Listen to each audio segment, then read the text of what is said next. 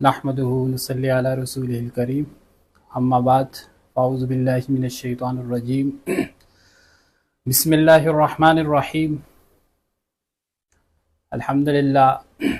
आज से रोज़ाना जो तरावी के अंदर पारा पढ़ा जाता है उसका ख़ुलासा पेश किया जाएगा और ये बहुत मुख्तसर दौरानिया है, तो कोशिश करें कि इस कम से कम वक्त के अंदर ज़्यादा से ज़्यादा हम फ़ायदा हासिल कर सकें। चूँकि कुरान पाक का आगाज़ सूरह फातिहा से होता है, तो इससे पहले मैं कुछ बातें बुनियादी तौर पर करना ज़रूरी समझता हूँ। अल्लाह ताला की तरफ से जो इल्म आता है, इंसान सीखता है, इसके 3 दर्जे हैं और ये नंबर वार हैं। सबसे पहले तो हम सीखते हैं हवा से हमसा से। हवा से हमसा ये 5 हैं: सूंघना, चखना, छूना, सुनना, देखना। फिर इनके भी आपस में मरातब हैं। सूंघना सबसे कम दर्जा है, फिर चखना है, इसी तरह फिर छूना है, और फिर देखना है, और फिर सुनना है। क्योंकि कुरान में अल्लाह फरमाते इन्न समा वल बसरा वल फुआद। और आप यूँ भी देख सकते हैं कि दुनिया के अंदर आपको ऐसा हाफिज़ मिलेगा कि जो नाबीना होगा, लेकिन ऐसा हाफिज़ कभी नहीं मिलेगा जो सुन नहीं सकता। खैर, इल्म हासिल करने का जो पहला रास्ता है वो हवा से हमसा है। उसके बाद दूसरी चीज़ है अक़ल, यानी कि अक़ल से हमें इल्म हासिल होता है। और जहाँ अक़ल से चीज़ें समझ में आती हो वहाँ वही की ज़रूरत नहीं पड़ती।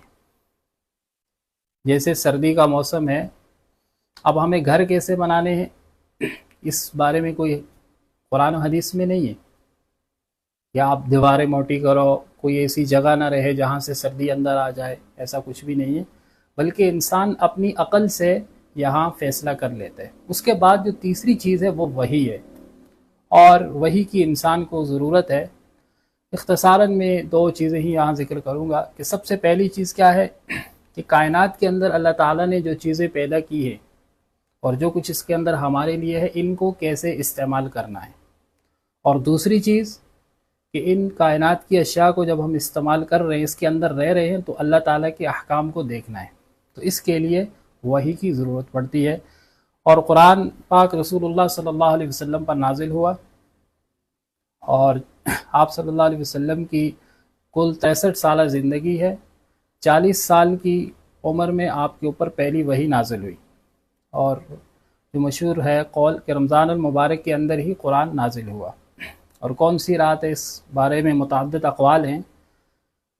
और फिर आप सल्लल्लाहु अलैहि वसल्लम की ज़िंदगी के 2 हिस्से हैं, यानी कि नबुव्वत वाली ज़िंदगी, एक मक्की ज़िंदगी है और एक मदनी ज़िंदगी है।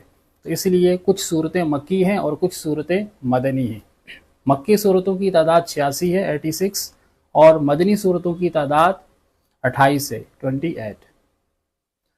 अब जो मक्की सूरत है, इससे मुराद है कि रसूलुल्लाह सल्लल्लाहु अलैहि वसल्लम की हिजरत से पहले जो सूरतें नाजिल हुई वो मक्की सूरतें हैं, और हिजरत के बाद जो सूरतें नाजिल हुई वो मदनी सूरतें हैं।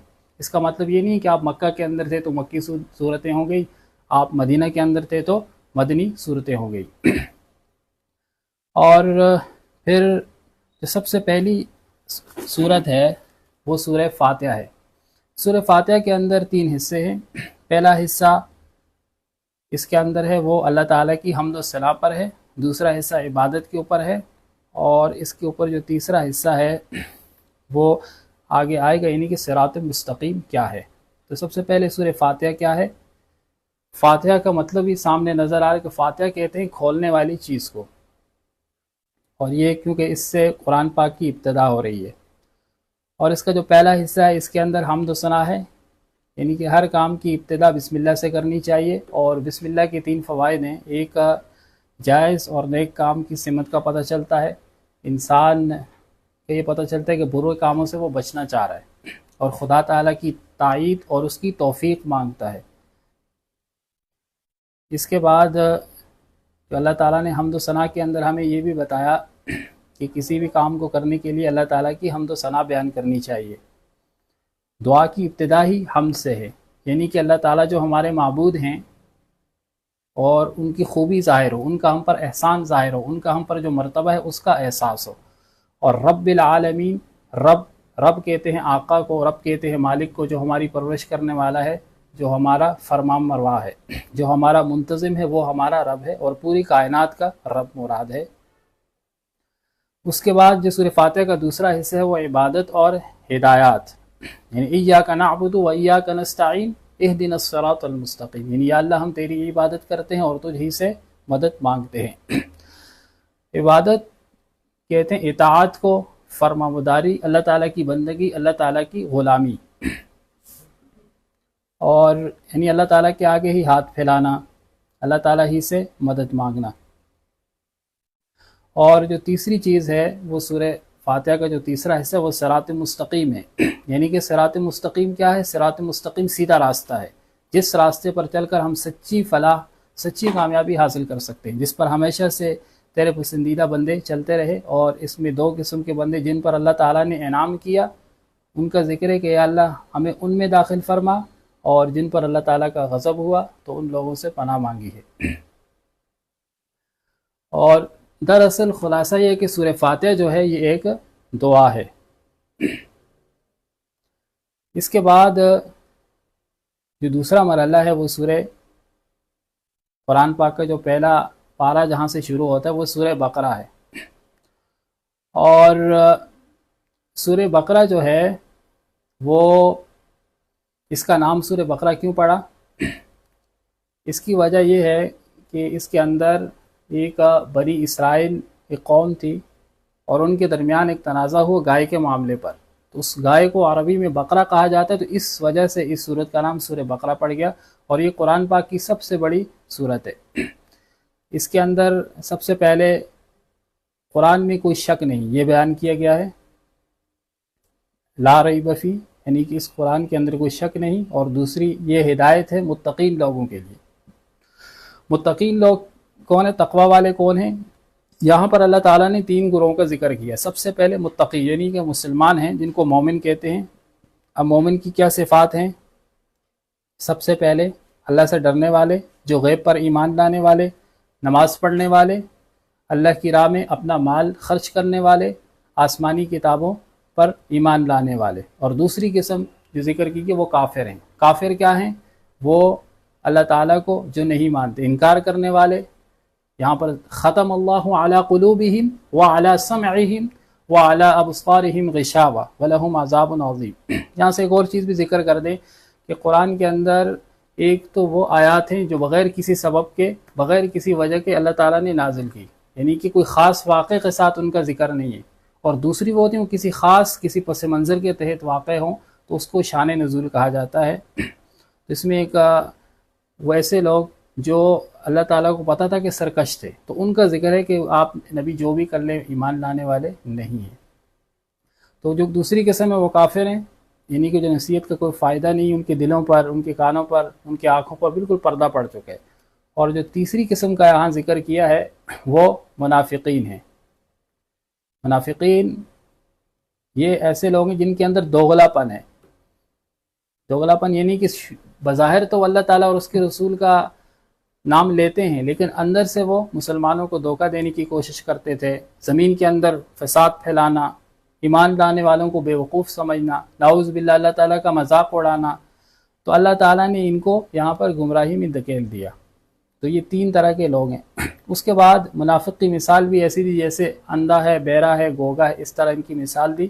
اور آگے اللہ تعالیٰ نے فرمایا کہ قرآن کی سچائی پر کوئی شک نہیں، قرآن کے مقابلے میں ہرگز کوئی سوال نہیں لا سکتا، یعنی کہ وَإِن كُنتُمْ فِي رَيْبٍ مِّمَّا نَزَّلْنَا عَلَىٰ عَبْدِنَا فَأْتُوا بِسُورَةٍ مِّثْلِهِ، اگر تمہیں شک ہے اس کی کسی آیت کے اندر تو تم کوئی ایک آیت بلکہ اس جیسی کو مثل لا کر بتاؤ۔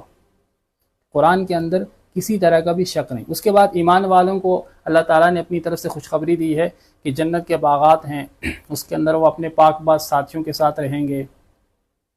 اور پھر قرآن میں مختلف مثالیں اللہ تعالیٰ نے بیان کی ہیں، تو فرمایا کہ جو ایمان والے ہیں وہ ان مثالوں کے ذریعے سے یہ سمجھیں گے کہ اللہ تعالیٰ ہمیں کیا حکم دے رہے ہیں، اور جو ہٹ ڈرم ہیں جن کا مقصد ہی اسلام کے خلاف بغاوت ہے تو وہ ان مثالوں کے اوپر ان اعتراض کریں گے۔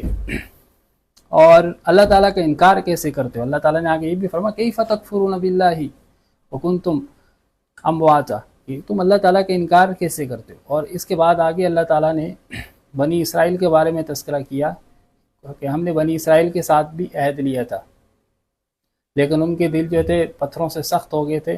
پھر آپ صلی اللہ علیہ وسلم کی آمد کا تذکرہ ہے، آخرت کے بارے میں کہ موت کی تمنا، اچھا ان کے بارے میں یہ بھی آپ صلی اللہ علیہ وسلم نے فرمایا تھا، آخرت میں یہ جو یہود تھے، نصارہ تھے، یہ کہتے تھے کہ ہم ہی جو اللہ تعالیٰ کی طرف سے سچے ہیں، تو فرمایا کہ اگر تم سچے ہو تو تم موت کی تمنا کرو۔ تو فرمایا کہ اگر یہ دنیا کے اندر یہ ہزاروں سال جینا چاہتے، مرنے کی تمنا نہیں کرتے، لیکن کہتے ہیں کہ ہم ہی جو ہے حق پر ہیں۔ اور پھر یہ قرآن ہے، یہ اللہ تعالیٰ نے حضرت جبرائیل علیہ السلام پر اتارا ہے، اس کے اندر کسی کی مرضی نہیں تھی بلکہ اللہ تعالیٰ کا ہی حکم تھا، اور لیکن ان لوگوں نے کتاب کو پس پش ڈال دیا۔ حالانکہ بنی اسرائیل کو اللہ تعالیٰ نے بہت سارے انعامات بھی دیے اور ان کے اوپر اللہ تعالیٰ کی طرف سے خصوصی فضل رہا، لیکن وہ ان تمام چیزوں کو بھول گئے۔ اچھا، یہ یہود و نصارہ ہیں، یہ ایک دوسرے کو گمراہ کہتے ہیں، اور اللہ تعالیٰ کی مسجد میں عبادت میں جو روکتا ہے اللہ تعالیٰ کی مسجد سے تو وہ رسوا ہوتا ہے، اس کے اندر یہ بھی حکم ہے۔ اس کے بعد جو تمام نبی ہیں وہ دین ابراہیمی پر ہیں، یعنی کہ حضرت ابراہیم علیہ السلام تمام ہم تو ہمارا عقیدہ ہے کہ ہم تمام انبیاء پر ایمان رکھتے ہیں، تو ہر ایک کے لیے اس کا اپنا عمل ہے، لیکن آپ صلی اللہ علیہ وسلم جب آئے تو باقی جو نبی تھے وہ اپنی جگہ قائم ہے، لیکن ہمارے لیے جو آپ صلی اللہ علیہ وسلم آخری نبی ہیں اور ہم نے ان کی ہی شریعت پر عمل کرنا ہے۔ اور آخر میں اللہ تعالیٰ نے یہاں آدم علیہ السلام کا قصہ بھی ذکر کیا ہے، اور یہود و نصارہ حضرت ابراہیم علیہ السلام نے اللہ تعالیٰ کے حکم سے بیت اللہ تعمیر کیا، یعنی خانہ کعبہ، اور پھر حضرت ابراہیم علیہ السلام کی دعا ہے، اور آپ حضرت ابراہیم علیہ السلام نے جو دعا مانگی ہے آپ اس پر غور کریں تو اس کے اندر انہوں نے سب سے پہلے امن کی دعا مانگی، یعنی کہ شہر کے اندر امن کا ہونا بہت ضروری ہے تاکہ انسان امن کے ساتھ رہے اور اللہ تعالیٰ کی عبادت کر سکے۔ اور اس کے بعد انہوں نے دوسری چیز رزق مانگی ہے، اور وہ بھی ثمرات یعنی پھلوں میں سے، اور پھر تیسرا فرمایا کہ یا اللہ انہی لوگوں میں سے کسی ایک رسول کو بھیج دے، اور پھر آپ صلی اللہ علیہ وسلم دنیا کے اندر مبعوث ہوئے۔ اور بنی اسرائیل کے اوپر اللہ تعالیٰ نے بہت سارے انعامات بھی کیے ہیں، لیکن اس کے باوجود انہوں نے معجزوں کو دیکھا لیکن پھر بھی یہ ایمان نہیں لائے۔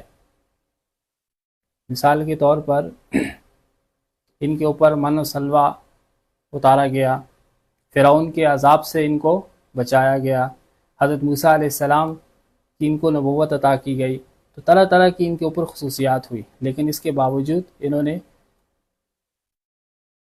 نے اس کے اوپر ایمان نہیں لائے۔